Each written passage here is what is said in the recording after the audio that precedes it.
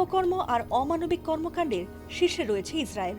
আর দেশটির প্রধানমন্ত্রী বেনিয়ামিন নেতানিয়াহুর অপকর্মের যেন জুড়ি মেলা ভার। তার ইন্ধনে ইসরায়েলের সঙ্গে যৌথভাবে ইরানের যুদ্ধ শুরু করে যুক্তরাষ্ট্র। শুধু তাই নয়, ফিলিস্তিন লেবাননে নেতানিয়াহু নির্বিচারে যেসব হামলা করেছেন, সেই হামলার কারণে সারা বিশ্বের মানুষের কাছেও তিনি নিন্দার পাত্র হয়ে পড়েছেন।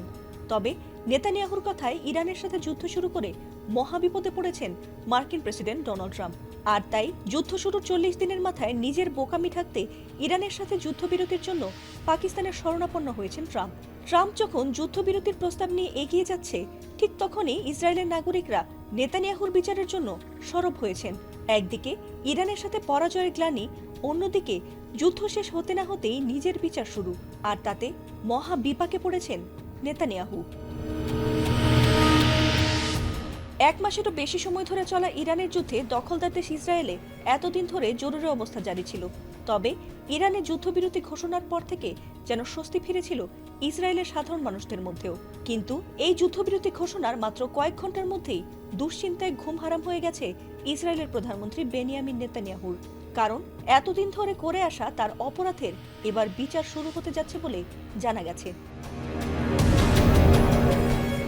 ইসরায়েলের প্রধানমন্ত্রী বেনিয়ামিন নেতানিয়াহুর বিরুদ্ধে দীর্ঘদিন ধরে চলমান দুর্নীতির মামলার বিচার কার্যক্রম আগামী রোববার থেকে আবারও শুরু হচ্ছে। ইরানের সঙ্গে যুদ্ধবিরতির পর ইসরায়েল জুড়ে জারি থাকা জরুরি অবস্থা তুলে নেওয়ার ঘোষণা আসার পরই দেশটির আদালত এমন সিদ্ধান্ত নিয়েছে বলে বৃহস্পতিবার এক মুখপাত্র জানিয়েছেন। নেতানিয়াহুর বিরুদ্ধে আনা অভিযোগগুলোর মধ্যে রয়েছে ঘুষ গ্রহণ, বিশ্বাসভঙ্গ এবং জালিয়াতি। তবে তিনি সব ধরনের অভিযোগ অস্বীকার করেছেন।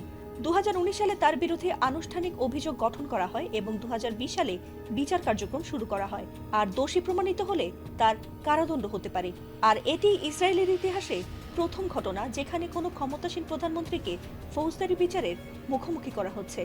যদিও যুক্তরাষ্ট্রের প্রেসিডেন্ট ডোনাল্ড ট্রাম্প নেতানিয়াহুর পাশে অবস্থান নিয়ে ইসরায়েলের প্রেসিডেন্টের প্রতি তাকে ক্ষমা করার আহ্বান জানিয়েছেন।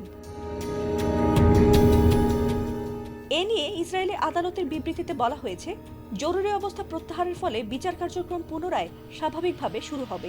রোববার থেকে বুধবারের মধ্যে নেতানিয়াহুর দুর্নীতির মামলার শুনানি অনুষ্ঠিত হতে পারে বলে জানানো হয়েছে। ফাতিমা সুলতানা, এটিএন বাংলা।